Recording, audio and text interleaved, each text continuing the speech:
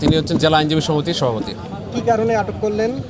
এটা একটা মামলা হয়েছে বিজ্ঞ আদালতের নির্দেশে, দ্রুত বিচার আইনে গতকালকে আদালতে ভাঙচুর হয়েছে, বিচারক মহোদয়কে হুমকি দেওয়া হয়েছে, এরকম একটা বিষয়। তো দ্রুত বিচার আইনে মামলা, 12 জন এজাহারনামী আসামি অজ্ঞাত নামে আছে, 1 নম্বর আসামিকে আমরা আটক করতে সক্ষম হয়েছি। আচ্ছা, এজাহারনামীও 12 জন যে আসামি, তার মধ্যে অনেককে আমরা এখনো প্রকাশে, তাদের কি গ্রেপ্তারের কোনো ব্যবস্থা নিয়েছেন? গ্রেপ্তারে আমরা এখনো গ্রেপ্তারের বিষয়ে কাজ চলছে। আদালতেই তো দেখছি তাদেরকে, আপনারা কি? আমরা এখনো চলতেছে, আমাদের এখনো টিম চলমান, আমাদের টিম এখনো কাজ করতেছে গ্রেপ্তারের বিষয়ে।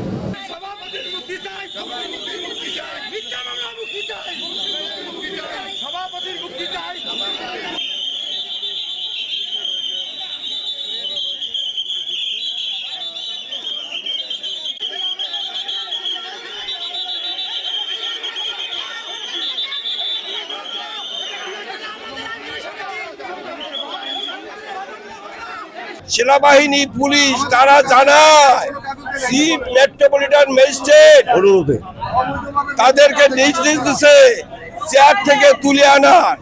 সেই নির্দেশ মোতাবেক লিঙ্কনকে, আমাদের সভাপতিকে গ্রেপ্তার করে গারদে আটক রেখেছে এবং কোনো প্রকার কাগজ ছাড়া।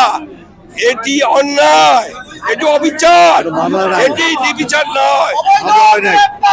সাদিকুর রহমান লিঙ্কনকে যদি মুক্তি না দেওয়া হয় তাহলে অনির্দিষ্টকালের জন্য বরিশাল মেট্রোপলিটন জজ আরো যে কোর্ট আছে সকল কোর্ট অনির্দিষ্টকালের জন্য বন্ধ থাকবে এবং এই সিদ্ধান্ত এখন থেকে কার্যকর হবে।